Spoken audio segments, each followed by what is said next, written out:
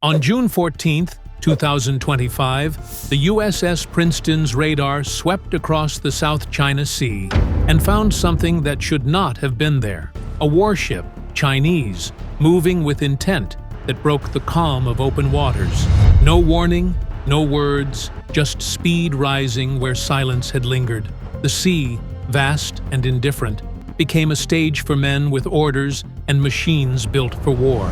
In that instant, the balance trembled. Sailors stood steady, but inside, they knew how close the world was to fire. Sometimes, history turns not on battles, but on moments just before. The first hint of trouble was nothing more than a change in speed. On the radar screen inside Princeton's Combat Information Center, a small icon that had been steady for hours suddenly lengthened its vector. The Chinese destroyer had gone from a calm patrol pace to a sprint. 19 knots, 22, then 25. Within a minute and a half, she was moving at over 30 knots, charging forward with purpose. The room itself remained quiet. There were no raised voices, no panic. Sailors bent over their screens, hands moving across keyboards, voices clipped and precise. Information flowed in a steady rhythm. Bearing, range, course. Each update confirmed the same truth. The ship was coming closer. This was not routine shadowing. It was an approach. The tactical action officer stood behind the radar operators, arms folded, eyes locked on the converging tracks. His tone was measured, almost calm, as he called out data to the captain. Years of drills had written this script into every person on board. They did not need to ask what it meant. Even so, the weight in the room was unmistakable. Everyone understood what 30 knots aimed at their formation could lead to. The destroyer's acceleration was not just speed. It was intent made visible, a signal clear enough to be read by anyone watching. No weapon had been armed. No warning had been sent. But at that moment, the silence between ships grew heavy. The Princeton crew knew they were staring at the first move in a dangerous game. Numbers began to matter more than words. Distance, speed, and timing lined up in cold rows across the screens. At the Chinese ship's pace, the margin for safety was slipping fast. Each update showed minutes dropping away like sand through a glass. 17, then 16, then 15, until missile range would be a fact, not a theory. Princeton's weapons sat ready, silent, but awake. Vertical launch cells held their charge like a coiled spring. The sailors did not need to imagine what those warheads could do.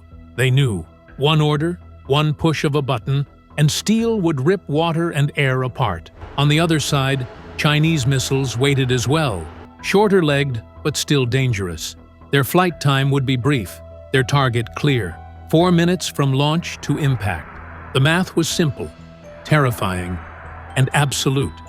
Every calculation ended in destruction. The only unknown was whether the men giving orders would let it unfold.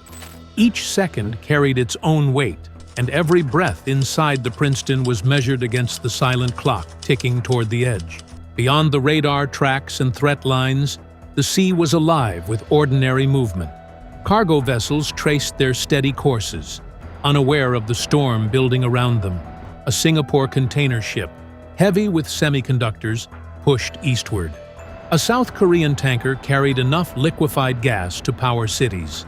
Fishing boats from Vietnam and the Philippines bobbed on the horizon, small dots on the tactical screens, but each one carried lives. The crews on those ships had no part in the game of shadows between navies, yet they were the ones most at risk. If weapons flew, the shockwaves would not stop at steel hulls. Flames, wreckage, and sinking cargo would turn commercial lanes into graveyards. Every officer aboard the Princeton understood this. Freedom of navigation was not an empty phrase. It was the line that kept these waters safe for trade, for families, for nations far beyond sight. To fail here would mean more than losing face. It would mean losing trust across oceans. Far to the east, the carrier Nimitz adjusted her posture with the grace of a giant turning in slow water. At over 100,000 tons, she was no fragile vessel, yet every move was deliberate, exact. Escorts shifted with her, cruisers and destroyers sliding into their places like pieces on a board. The formation tightened, layers of steel shielding the heart of the group. Then came the sound that defined American sea power. Steam hissed, decks rumbled, and Super Hornets shot skyward from catapults in bursts of raw strength. One after another, they leapt into the air, wings catching the morning light. It was a rhythm honed through decades, a choreography only carriers with catapult systems could sustain. The Chinese could watch, but they could not match it. Their fighters needed ski jumps, awkward climbs, and half-empty tanks to take off. Here, the launches never slowed. In less than minutes, the sky filled with American aircraft, each one carrying the weight of precision, reach, and discipline. It was a message spoken without words. We are ready. High above, the E-18 Growlers spread their wings and began their silent assault. No missiles left their rails, no guns fired. Instead, invisible currents flooded the air. Chinese screens flickered with shapes that weren't there. Contacts are split and multiplied. Some targets blinked out of existence, only to reappear in impossible places. For American pilots, the picture was the opposite. Their Link 16 network stitched every radar, every eye, every sensor into one. A single jet's vision became the vision of the entire formation. When one saw, all saw. Coordination was smooth, spoken in short commands and quiet confirmations. On the Chinese side, voices cracked through radios, tense and unsure. Pilots tried to describe what they saw, but their words clashed, overlapping in a storm of confusion. To them, the sky was crowded with threats, ghosts dancing among real aircraft. Each maneuver felt like chasing shadows. This was the heart of modern combat. Not just strength, but clarity. The Americans owned the air not only with weapons, but with truth, while their opponents fought blind inside a storm of lies. One Chinese pilot broke from the wavering formation, his jet diving low in a reckless burst of speed. He streaked past an American Hornet, wings flashing only yards away. It was a gesture, a taunt meant to rattle nerves. The American response was measured, almost casual. The Hornet rolled, slipping behind the intruder with practiced ease. For a few heartbeats, the Chinese fighter glowed in his sights. The helmet display framed a perfect shot. One squeeze of the trigger would have ended it, but the trigger stayed still. Training and discipline carried more weight than pride. The American pilot eased away, letting the moment pass without fire. In those seconds, the sky itself seemed to hold its breath. Aggression had met calm, and calm had prevailed. It was a reminder that restraint can be sharper than any missile. The encounter ended without smoke or wreckage, yet everyone watching knew how thin the line had been. Beneath the waves, another player moved into the picture. A Chinese diesel-electric submarine had been edging closer, its engines thrumming louder than they should. To trained sonar operators aboard Princeton, it sounded clumsy, almost careless. Every beat of the propellers marked its path like a drum in the deep. The Americans tracked it long before the crew above realized. Bearings were plotted, depth estimated, and its acoustic fingerprint matched against the library. There was no doubt who it was. The submarine thought it hunted, but in truth, it was already caged. Hours later, the sea delivered its sharpest message. A Virginia-class submarine surfaced within sight of the Chinese carrier, black hull glistening in sunlight. It had been there all along, watching in silence, unseen and untouchable. For 90 seconds, it stayed above the waves, long enough for cameras and binoculars to capture the scene.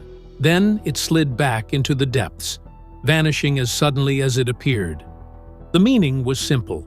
The undersea domain belonged to America, and the Chinese had never even known. By late afternoon, the rhythm of the sea had shifted. Chinese ships that once pressed forward now began to edge back, their bows turning north. Radios crackled with official phrases about completed exercises, but everyone knew those words were only a curtain. The truth was written in the wake trailing behind them. The J-15 fighters returned low on fuel, some barely making the deck. The destroyer slowed, its radar now silent. Even the submarine that had tried to stalk in the shadows pulled away, leaving nothing but echoes in the water. Aboard the American ships, there was no celebration. Tracks recorded, signals archived, every detail preserved for the future. The lesson needed no announcement. The South China Sea remained open, its lanes secure for merchant crews and nations far beyond the horizon. China had come to test resolve. Instead, it found a wall of silence and power it could not break. When the last echoes faded, the ocean looked unchanged. Waves rolled, ships moved, and trade continued as if nothing had happened. Yet those who stood watch knew how close the edge had been. Minutes, even seconds, could have altered history. It was not firepower that held the line that day, but restraint. The choice to wait, to measure, to hold steady when provoked. Power untested is easy to claim. Power shown without being unleashed is harder still. In that quiet balance, the South China Sea remained free, and the world kept turning, unaware of its narrow escape.